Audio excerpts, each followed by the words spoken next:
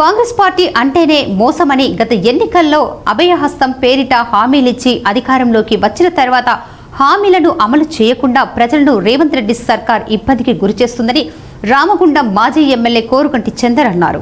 పట్టణంలోని మాజీ ఎమ్మెల్యే నివాసంలో పాలకుర్తి మండలం తక్కలపల్లి గ్రామానికి చెందిన కాంగ్రెస్ పార్టీ నాయకులు నేరిమట్ల పెద్ద మల్లేష్, నేరిమట్ల శ్రీనివాస్, నేరిమట్ల రాయపోష, బిట్ట రాజయ్య, తీగల స్వామిలు బీఆర్ఎస్ పార్టీలో చేరారు.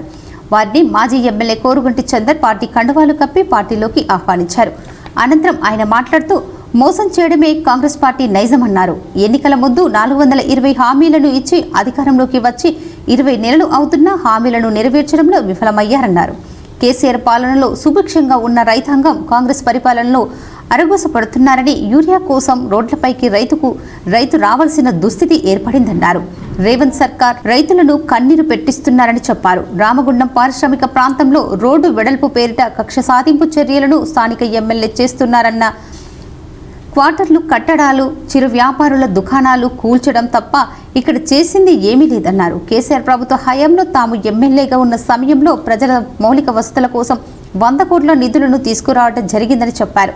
కేసీఆర్ పాలనతోనే అన్ని వర్గాల ప్రజలకు న్యాయం జరుగుతుందన్నారు. స్థానిక సంస్థల ఎన్నికల్లో కాంగ్రెస్ పార్టీకి ప్రజలు చరమగీతం పాడుతారని తెలిపారు. బీఆర్ఎస్ పార్టీలో కాంగ్రెస్ పార్టీకి సంబంధించి పాలకుర్తి మండలం తక్కలపల్లి గ్రామానికి సంబంధించినటువంటి వీళ్ళు ఇలా కేసీఆర్ గారి నాయకత్వంలో మళ్ళీ తెలంగాణ పునర్వైభవం రావాలంటే వారు ముఖ్యమంత్రిగా ఉంటేనే ఇది సాధ్యమవుతుంది. ఎన్నికల సమయంలో కాంగ్రెస్ పార్టీ, కాంగ్రెస్ నాయకులు అభయహస్తం పేరిట మమ్మల్ని నయవంచనకు గురిచేసి మోసం పూరితమైనటువంటి మాటలు చెప్పి ఒక్కటి కూడా నెరవేర్చడం లేదు. ఇలా రైతులకు యూరియా సరిగ్గా అందడం లేదు. ఇలా మహిళలకు 2500 రూపాయలు ఇస్తామన్నారు, ఇవ్వడం లేదు. పెన్షన్లు పెంచుతామన్నారు, 4000 రూపాయలు ఇప్పటి వరకు పెంచడం లేదు. ఇట్లా ఏమన్నా అంటే కేసీఆర్ గారి మీద లేనిపోని మాటలు మాట్లాడుతున్నాడు ఇలా రేవంత్ రెడ్డి. అందుకోసమే రేవంత్ రెడ్డికి తప్పకుండా ఈ స్థానిక సంస్థల ఎన్నికలలో బుద్ధి చెప్పాలి. ఇక్కడ స్థానికంగా ఉన్నటువంటి రాజకీయ పరిస్థితులు, ఇక్కడ ఉన్నటువంటి ఎమ్మెల్యే రాజ్ ఠాకూర్ మక్కర్ సింగ్ గారు కూల్చివేతుడు, ఉన్న కట్టడాలను కూల్చివేసుడు, గతంలో కేసీఆర్ గారి నాయకత్వంలో మేము తెచ్చినటువంటి 100 కోట్ల రూపాయలు, 54 కోట్ల రూపాయలు డిఎంఎఫ్టి నిధులతోని డెవలప్మెంట్ చేస్తాం. మేము మౌలిక వసతులను, ప్రజలకు మౌలిక వసతులను కల్పన కోసం మేము నిధులను తెస్తే ఇలా ఉన్న కోటర్లను కూలగొట్టి, ఉన్న షాపులను కూలగొట్టి, రోడ్లు వెడల్పు పేరిట ఇలా చాలా ప్రజలకు ఇబ్బంది కలిగించేటువంటి విధంగా చేస్తున్నారు. మేము అనేక సందర్భాలలో చెప్తా ఉన్నాం, నష్టపోతున్నటువంటి వాళ్ళు ఇప్పుడు రోడ్డు వెడల్పు పేరిట చాలా మంది ఇండ్లు కూలిపోతూ ఉన్నాయి.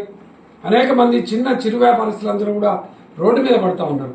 వారికి నష్టపరిహారం ఇవ్వాలంటే అసలు ఎవరు నష్టపరిహారం ఇస్తారో అసలు చెప్పడం లేదు.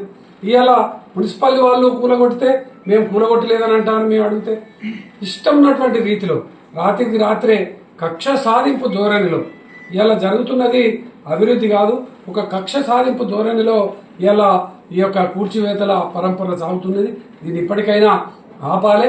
ఈ ఏవైతే మీరు చేస్తున్నటువంటి అభివృద్ధి సంబంధించి ప్రజలకు ఉపయోగపడేటువంటి విధంగా ఉండాలి తప్ప ప్రజలకు నష్టం కలిగించేటువంటి విధంగా ఉండద్దు. మీరు అలా విధంగా చేస్తున్నారు కాబట్టి రేపు స్థానిక సంస్థల ఎన్నికల్లో రేపు మున్సిపల్ కార్పొరేషన్ కానీ, అదేవిధంగా మండలాల్లో జెడ్పీటీసీలు, ఎంపీటీసీలు, సర్పంచ్లు కానీ తప్పకుండా గులాబీ జెండా ఎగురవేసి మీ పరిపాలనకు చరమగీతం తప్పకుండా పాడదామని కూడా ఈ సందర్భంగా మేము తెలియజేస్తా ఉన్నాం. ప్రత్యేకంగా ఈరోజు ఈసాల తక్కలపల్లి గ్రామం అంతా కూడా వన్ సైడ్గా అవుతా ఉన్నది. రేపటి కాలంలో అక్కడ ఉన్నటువంటి సర్పంచ్ కానీ, ఎంపీటీసీ కానీ 100% బీఆర్ఎస్ పార్టీ గెలవబోతున్నది. దీంట్లో ఏం సందేహం లేదు.